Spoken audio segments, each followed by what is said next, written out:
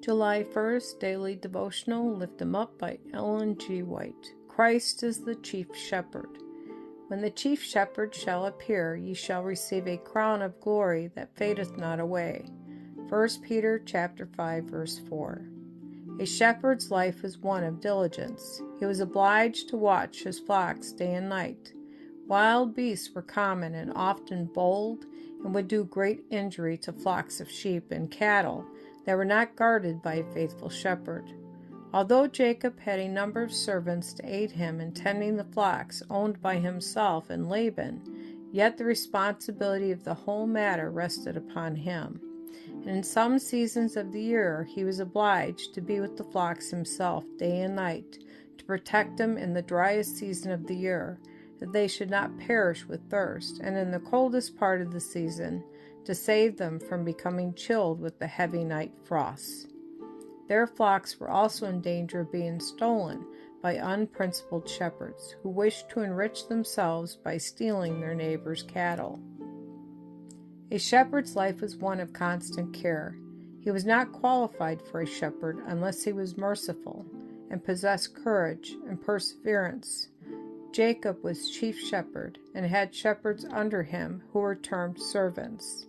The chief shepherd called these servants, to whom he entrusted the care of the flock, to a strict account if they were not found in a flourishing condition.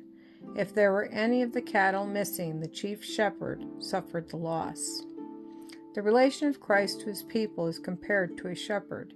He saw, after the fall, his sheep in a pitiable condition, exposed to sure destruction. He left the honors and glory of his Father's house to become a shepherd, to save the wandering sheep who were ready to perish. His winning voice was heard calling them to his fold, a safe and sure retreat from the hand of robbers, also a shelter from the scorching heat, and a protection from the chilling blasts.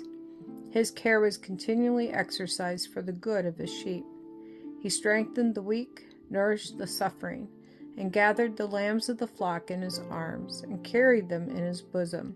His sheep love him. He goeth before his sheep, and they hear his voice, and follow him.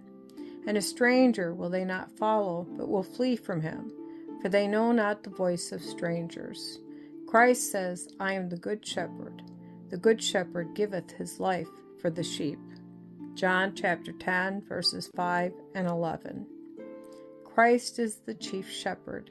He has entrusted the care of his flock to under-shepherds.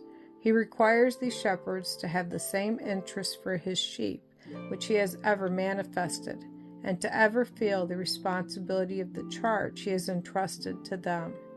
If they imitate his self-denying example, the flock will prosper under their care. They will be constantly laboring for the welfare of the flock.